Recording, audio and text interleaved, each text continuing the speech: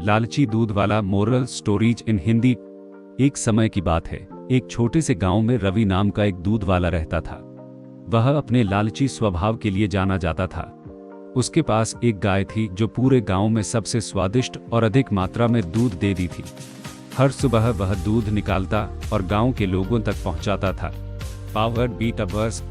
उस दिन के बाद से रवि गांव वालों को दूध पहुंचाने से पहले उसमें पानी मिला देता था।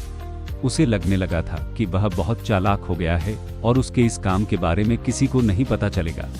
फिर भी गांव वालों को दूध के स्वाद में बदलाव नजर आता है, क्योंकि उसका स्वाद अब पहले जैसा नहीं था। जल्द ही रवि के दूध में पानी मिलाने की खबर पूरे गांव में फैल जाती है। लोग शिकायत करने लगते हैं और उसके दूध का बहिष्कार करते हैं। लोगों को बहुत गुस्सा आता है, क्योंकि उन्हें लगता है कि उन्होंने जिस पर भरोसा किया उसी ने उनके साथ धोखा किया है।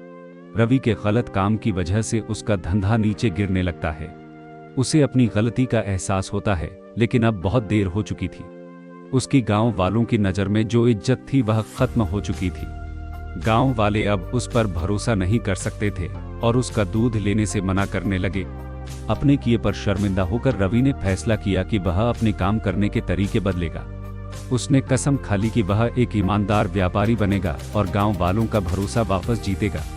रवि ने फिर से गांव वालों को शुद्ध और बिना मिलावट के दूध देना शुरू कर दिया। धीरे धीरे गांव वालों को रवि के काम करने के तरीके में बदलाव नजर आया और उसकी तारीफ करने लगे। उन्होंने उसे माफ कर दिया और फिर से उससे दूध लेना शुरू कर दिया।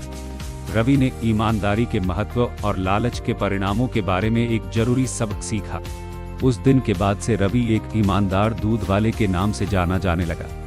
उसे उसकी खोई हुई इज्जत और गांव वालों का भरोसा वापस मिल गया। उसका धंधा फिर से चलने लगा।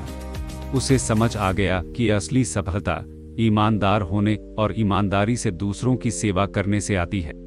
लालच से अस्थायी लाभ हो सकता है, लेकिन यह अंततः भरोसे को खत्म कर देता है। हालांकि ईमानदारी और निष्ठा लंबे समय तक चलने वाली